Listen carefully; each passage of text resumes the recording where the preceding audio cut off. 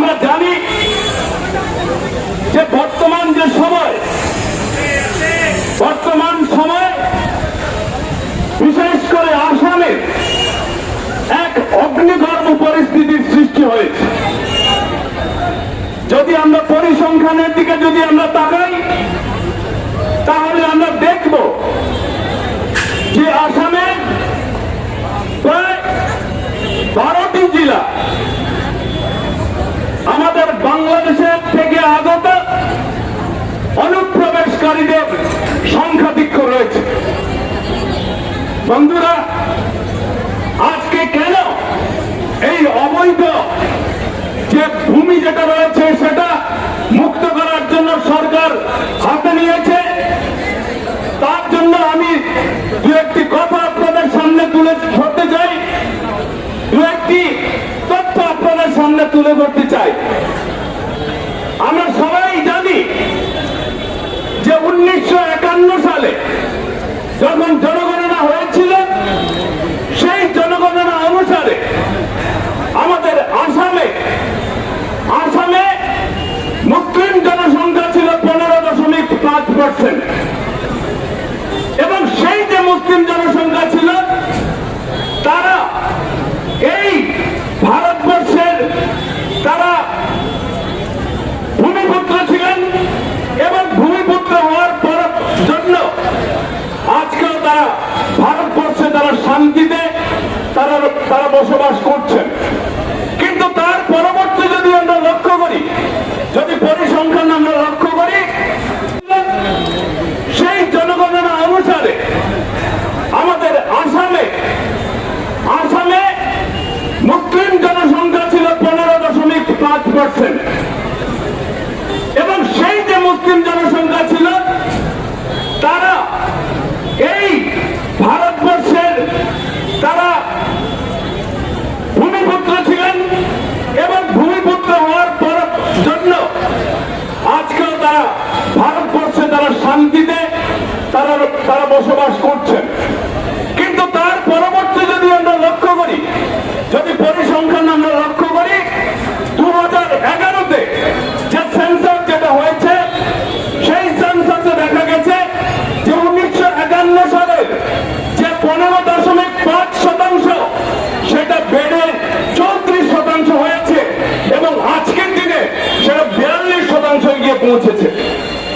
বন্ধুরা, এই যে জনসংখ্যার যে বৃদ্ধি, সেই বৃদ্ধির পিছনে রাজনৈতিক ষড়যন্ত্র, একটা আন্তর্জাতিক ষড়যন্ত্র রয়েছে, যে আসামের জনবিন্যাসকে পরিবর্তন করে একটা অস্থির পরিস্থিতি সৃষ্টি করার জন্য। এবং তার জন্য আমরা লক্ষ্য করেছি যে আসামে এই যে পরিস্থিতি, এই পরিস্থিতির মধ্যে আমরা লক্ষ্য করেছি যে এইসব যারা বাংলাদেশ থেকে যারা অনুপ্রবেশকারীরা যারা এসছেন, অনুপ্রবেশকারী মুসলিমরা যারা এসছেন, তাদেরকে বিভিন্ন জেলাতে, বিশেষ করে চর অঞ্চলে তাদেরকে বসানোর জায়গা করে দেওয়া হয়েছে কংগ্রেস সরকারের সময়, এবং তাদেরকে সরকারি সব ধরনের সুযোগ সুবিধা দেওয়া হয়েছে, কারণ তাদের ভোটের জন্য কংগ্রেস সরকার এটা করেছে। কংগ্রেস কোনোদিনই আমাদের এই আসাম বা ভারতবর্ষে সুরক্ষার কথা কোনোদিন চিন্তা করেনি। তারা চিন্তা করেছে যে ভারতবর্ষ অস্থির হলে হোক, ভারতবর্ষের অখণ্ডতা আমাদের প্রশ্নের মুখে আসুক, কিন্তু আমরা আমাদের ভোটের জন্য আমরা বিদেশ থেকে আমদানি করেও ভারতবর্ষের সুরক্ষাকে আমরা প্রশ্ন চিহ্নের মুখে আমরা ফেলে দিতে আমরা পারি, এবং সেটা দেখিয়েছে কংগ্রেস। বন্ধুরা, আমরা যদি লক্ষ্য করি, আজকের দিনে বাংলাদেশের সাথে আমাদের যে সীমানা যেটা রয়েছে, সীমানা রয়েছে পশ্চিমবঙ্গে 1050 কিলোমিটার রয়েছে বাংলাদেশের সাথে সীমানা, এবং সেখানে এই অনুপ্রবেশকারী মুসলিম জনসংখ্যা হচ্ছে প্রায় 42%। ঠিক অপরদিকে আমরা যদি ত্রিপুরার দিকে দেখি, সেখানে 860 কিলোমিটার সেই সীমানা রয়েছে, সীমান্ত এলাকা রয়েছে, কিন্তু সেখানে মুসলিম জনসংখ্যা রয়েছে মাত্র 8.5%। আর আমরা যারা আসামে বসবাস করছি, আসামের সাথে 260 কিলোমিটারের আমাদের এই সীমানা রয়েছে, কিন্তু এই সীমানার মধ্যে আমাদের এখানে মুসলিম জনসংখ্যা বেড়ে গিয়ে সেটা 42% দাঁড়িয়েছে। আমরা আজকের দিনে মুখ্যমন্ত্রী ডক্টর হিমন্ত বিশ্ব শর্মাকে আমরা ধন্যবাদ জানাতে চাই যে উনি অখণ্ডতা রক্ষার জন্য আগামী দিনের আমাদের এই আসামে বসবাসকারী নাগরিকদের সুরক্ষিত করার জন্য এই ভূমি দখল অবৈধভাবে যারা ভূমি দখল করছে তাদের বিরুদ্ধে আজকে ব্যবস্থা নিয়ে সেই ভূমি আজকের দিনে তিনি আমাদের সরকারের কাছে নিয়ে আসার ব্যবস্থা করছেন। আমি আপনাদের প্রত্যেককে অন্তর থেকে শ্রদ্ধা জানিয়ে আমাদের সঙ্গে যারা নেতৃবর্গরা এসছেন, ভারতীয় জনতা পার্টি জেলার সভাপতি সহ আমাদের বিধায়ক বন্ধুরা, আমাদের রাজ্যসভার সাংসদ শ্রদ্ধার কনাথপুর কায়স্থ সহ যারাই নেতৃবর্গরা এসছেন সবাইকে নমস্কার। মূলত আমরা আজকে এখানে পথসভায় মিলিত হয়েছে এই কথা নয়। আমরা ভারতীয় জনতা পার্টি আজকে প্রথম এইভাবে পদযাত্রা করছি এই কথা নয়। আমরা এক সময় মা মাটি মানুষের পক্ষে এই শিলচরের রাজপথে আমরা বারংবার সরকারকে বলেছি যে অবৈধ অনুপ্রবেশকারী যারা আছে, যারা আমাদের এই আসামের বা ভারতবর্ষে মাটি অধিকার করে আছে, সংস্কার সংস্কৃতি ইত্যাদির বিরুদ্ধে কথা বলছে, এই মানুষগুলোকে উৎখাত চাই। আমরা এক সময় উৎখাত করার জন্য পথে নেমেছি, আর আজকের এই মিছিলের মাধ্যমে যিনি অগ্রণী ভূমিকা নিচ্ছেন উৎখাতের জন্য, আমরা ওনার সপক্ষে আজকে পথে নেমেছি। এই ক্ষেত্রে আমরা লক্ষ্য করছি ভারতীয় জনতা পার্টি এক সময় অবৈধ অনুপ্রবেশ এবং এই মা মাটি মানুষের আন্দোলনে আমরা যাকে বিশ্বের সর্বশ্রেষ্ঠ নেতা হিসেবে আজকের দিনে আমরা মনে মনে ভাবি, ভারত রত্ন অটল বিহারী বাজপেয়ীজি। আপনারা মনে করে দেখুন, 90 দশকে করিমগঞ্জে এসছিলেন কেন? এসছিলেন অবৈধ অনুপ্রবেশকারীর বিরুদ্ধে জনসভায় বক্তব্য রাখার জন্য আর হিউম্যান চেইনে অংশগ্রহণ করার।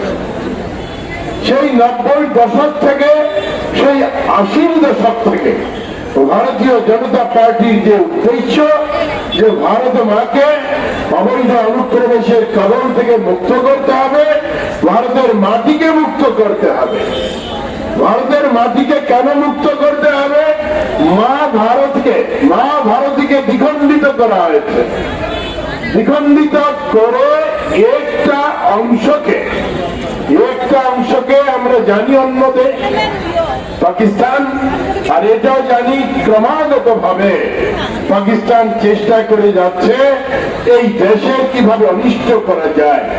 আর ঠিক তেমনি করে পাকিস্তান আজকের দিনে বিভিন্ন ভাবে বিভিন্ন উপায়ে অন্য দেশের সহায়তায় এই দেশে প্রবজন যাতে হয়, অবৈধ প্রবজন, তার জন্য প্রয়াস করছে। কদিন আগে আপনারা পহেলগামের ঘটনা জানেন। মোদীজির নেতৃত্বে আজকের দিনে ভারতবর্ষের মানুষের কনফিডেন্স এসছে যে আমার দেশে আমার মানুষের অধিকার আছে, আমার স্বাধীনভাবে বিচরণ করার অধিকার আছে। আর আজকের দিনে আমরা ইদানিং কালে আসামের রাজনীতিতে আমরা লক্ষ্য করছি যে আমাদের মাননীয় মুখ্যমন্ত্রী ভারতীয় জনতা পার্টির যে মূল চিন্তন যে মা মাটি মানুষের জন্য লড়াই করতে হবে আর মা মাটি মানুষকে সুরক্ষিত রাখতে হবে, তার জন্য ভারতীয় জনতা পার্টি তার আরম্ভণির থেকে, আমি বাজপেয়ীজির কথা বলেছি, পরম শ্রদ্ধেয় ব্যক্তিত্ব সমগ্র বিশ্বের, শুধু রাজনৈতিক নেতা নয়, তিনি ভেবেছিলেন যে ভারত যদি এইভাবে অবৈধ অনুপ্রবেশের কবলে থাকে তো একদিন ভারতবর্ষের আজকের যে অংশ, এই অংশ একদিন হয়তো শেষ হয়ে যাবে। পহেলগামের মধ্যে অনেক ঘটনা হয়েছে। মোদীজি থাকার জন্য আজকের দিনে আমরা গর্ব করে অহংকার করে বলি যে ভারতের মানুষের স্বাধীন ভারতবর্ষে বিচরণের অধিকার মোদীজি আমাদেরকে দিয়েছেন। আর যদি কোনো জায়গায় বাধাগ্রস্ত হয়েছি তো মোদীজি তার বিচার করেছেন। ঠিক তেমনি করে আপনারা যদি লক্ষ্য করেন ইদানিং কিছু ঘটনা, তাহলে আপনারা দেখবেন যে সরকারের মাটি, সরকার মানে কার মাটি? সরকারের মাটি মানে আপনার আমার মাটি, দেশের মাটি মানে আপনার আমার মাটি। ওইখানে অবৈধ অনুপ্রবেশকারীর মাধ্যমে বেদখল, এই বেদখল করার জন্য আমরা চেষ্টা করেছি। সরকার বেশি দিন হয়নি, আপনারা জানেন, রাজ্যে বা কেন্দ্রে। আর আজকের দিনে এক প্রচন্ড ভূমিকা নিয়েছেন আমাদের আসামের মুখ্যমন্ত্রী ডক্টর হেমন্ত বিশ্ব শর্মা মহোদয়। আমরা এই পদযাত্রা যখন চলছে আমরা বলেছি যে এই কিছুদিনের মধ্যে কয়েক লক্ষ বিঘা মাটি বেদখলকারীর কবল থেকে মুক্ত করা হয়েছে। আমাদের জীবনের সাধনা যে আমাদের মাটিকে মুক্ত চাই, যার সঠিক হাতে পৌঁছে দিতে হয়। মাটির মালিক কারা হবেন? মাটির মালিক হবেন যারা ভারতীয়, তারা হবে, যারা এই দেশের নাগরিক তারা হবেন। মাটি কার জন্য কাজ করবে? মাটি ভারতীয়ের জন্য কাজ করবে। এই ক্ষেত্রে ডক্টর হেমন্ত বিশ্ব শর্মা এক বলিষ্ঠ ভূমিকা নিয়ে এই কাজে হাত দিয়েছেন, আর আমরা তার ফলও আমরা দেখতে পাচ্ছি। কিন্তু তার মধ্যে বিবাদ। কাছাড় জেলা ভারতীয় জনতা পার্টি আজ এক বিশাল পদযাত্রা আয়োজন করেছে। এখনো অনেক মানুষ পিছনে আছে, আস্তে আস্তে আসছে। এখানে প্রায় ৫,০০০-এর অধিক মানুষ আজকের এই মিছিলে অংশগ্রহণ করেছেন। আর এই অংশগ্রহণে একটাই উদ্দেশ্য ছিল যে আসাম সরকার যেভাবে অবৈধ বাংলাদেশিরা যেভাবে কিছু কিছু জায়গায় আমাদের আসামের মাটিকে দখল করে রেখেছে, যাদের কোনো কাগজপত্র নেই, জোর জবরদস্তি শুধু আসামের আপার আসামে নয়, উজান আসাম এবং বরাক উপত্যকায় আপনারা দেখেছেন বিগত দিনে বরাক উপত্যকা থেকে উচ্ছেদ অভিযান চলেছে। এবং আমরা দেখেছি বিরোধী রাজনৈতিক দল যেভাবে যারা উচ্ছেদকারীদের মদত দিচ্ছে। এখানে প্রমাণ হয় যে যারা বিরোধী রাজনৈতিক দল ওনারা আসামের পক্ষে নয়। আসামের মানুষ যাতে আসামের জমি রক্ষা করতে পারে, তার জন্য আমার মুখ্যমন্ত্রী যেভাবে এই কড়া পদক্ষেপ নিয়েছেন, প্রায় ১ লক্ষ বিঘা জমি আজকে উদ্ধার হয়েছে। আর এই মুখ্যমন্ত্রীর কার্যকালে আমরা দেখেছি কোনো জমি উদ্ধার নয়, বিভিন্ন ক্ষেত্রে ড্রাগস বানানোর ক্ষেত্রে অবৈধ যারা ব্যবসা আমরা দেখেছি চলে আসছে তার বিরুদ্ধে, এবং আমরা দেখি চূড়া কারবারির বিরুদ্ধে, বাল্য বিবাহের বিরুদ্ধে বিভিন্নভাবে আমার সরকার এই ভূমিকা নিয়েছেন কিভাবে এখানে রোধ করা যায়। আমাদের আসামের মন্ত্রী, বিধায়ক, সাংসদ থেকে শুরু করে যারা সবাই এই কাজে সমর্থন জানিয়ে আসছে, যাতে এই জমি যেভাবে অধিগ্রহণ চলছে। আপনারা জানেন কিছুদিন আগে জমির দালালের বিরুদ্ধেও আমাদের সরকার সচেষ্ট ছিল। আর আমাদের কাছে একটা অঙ্গীকার করতে হবে, যারা আমরা ভারতীয়, আমরা যারা আসামকে ভালোবাসি, এই পদক্ষেপের জন্য আমাদের সরকার, আমাদের মুখ্যমন্ত্রীকে আমরা ভারতীয় জনতা পার্টি নয়, সমগ্র আসামবাসীকে অনুরোধ করব ওনার এই কার্যকে যাতে সমর্থন করেন, এবং ওনার এই কার্য আমরা আসামের জন্য আমরা একটা পরিবর্তন সৃষ্টি করব। আসামের মানুষ যাতে শান্তিতে থাকে, আসামের মানুষ যাতে নিরাপত্তায় থাকে তার জন্য আমরা সবাই সমবেত হয়ে আমাদের মুখ্যমন্ত্রীকে যাতে আমরা ওনার কাজকে আমরা যাতে এগিয়ে যেতে পারি, যাতে আমরা ওনার কাজকে আমরা সমর্থন জানাতে পারি, তার উদ্দেশ্যে আজকের এই মহা মিছিল।